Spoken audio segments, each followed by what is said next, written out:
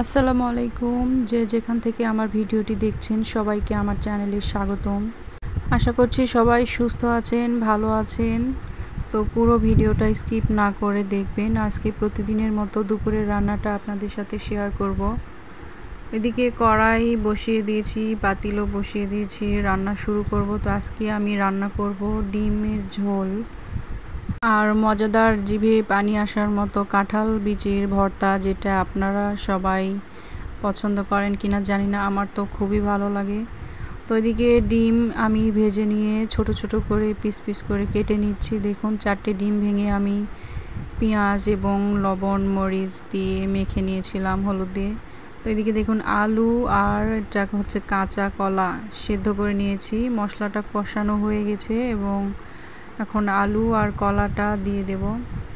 ডিমগুলো আমার সব ভাজা হয়ে গেছে। এদিকে কষানো মশলাতে এবার তরকারিটা ঢেলে দেব আমি।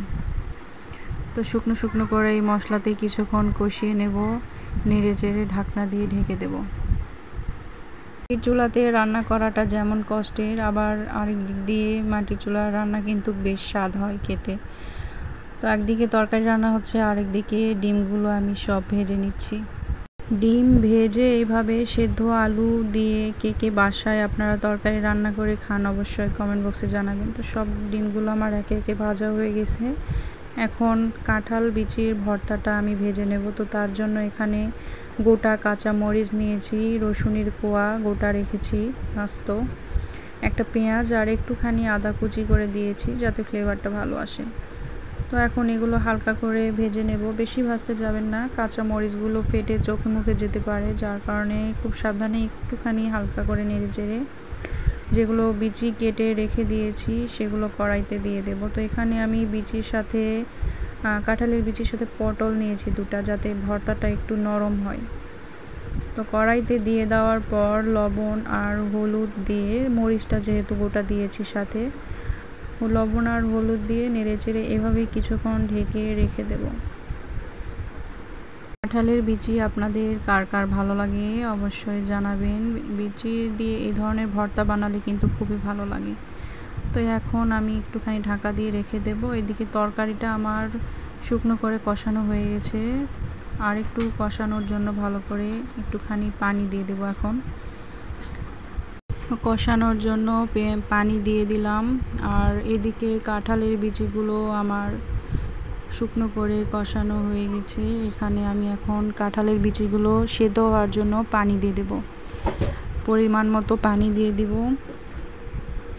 পানিটা মরে গেছে আমার, বিচিগুলো সেদ্ধ হয়ে গেছে প্রায়। এখন একটুখানি আবারও তেল দিয়ে ভেজে নিলেই আমার কাঁঠালের বিচিটা ভাজা হয়ে যাবে। তো দেখুন কাঁঠালের বিচিগুলো সব সুন্দর করে ভেজে নিয়েছি। এগুলো এখন শিলে বেটে নিলেই কিন্তু ভর্তাটা হয়ে যাবে। ভর্তাটা হয়ে গেছে সেজন্য নামিয়ে এদিকে দেখুন ভাতটা চড়িয়ে দিয়েছি। আর তরকারিটা আমার এদিকে প্রায় কষানো হয়ে এসছে, আর একটু হবে। তো আমি ফ্রিজে পটল কয়েকটা ছিল, শুকিয়ে যাচ্ছিল, সেগুলো তরকারিতে দিয়েছি, 3-4টে হবে। তো কষানো শেষ, ঝোলের পানিটা দিয়ে দিলাম। ঝোলটা ফুটে গেলে ডিম দিয়ে দিলেই তরকারিটা রেডি। তো দেখুন ভাজা ডিমগুলো আমি রেডি করে রেখেছিলাম, এগুলো এখন তরকারিতে দিয়ে দেব। তো তরকারিতে দেওয়ার পর একদম আমার তরকারিটা হয়ে গেছে, নামিয়ে রেখে দিয়েছি।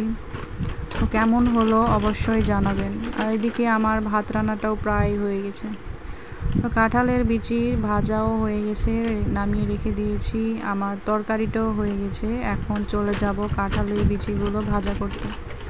ডিমের এই তরকারিটা সেদ্ধ করে ডিম দিলেও হতো, তো আমার সেদ্ধ ডিমের চাইতে ভাজা ডিমটাই খেতে ভালো লাগে আর কি।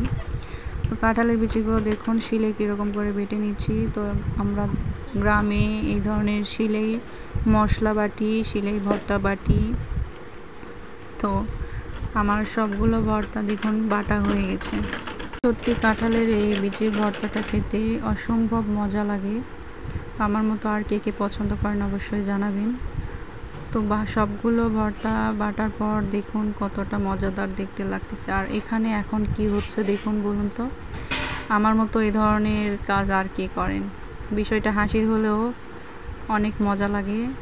মানে ভর্তাটা বাটার পর ওই শিলেই একটু ভাত নিয়ে মেখে খেতে খুবই ভালো লাগে।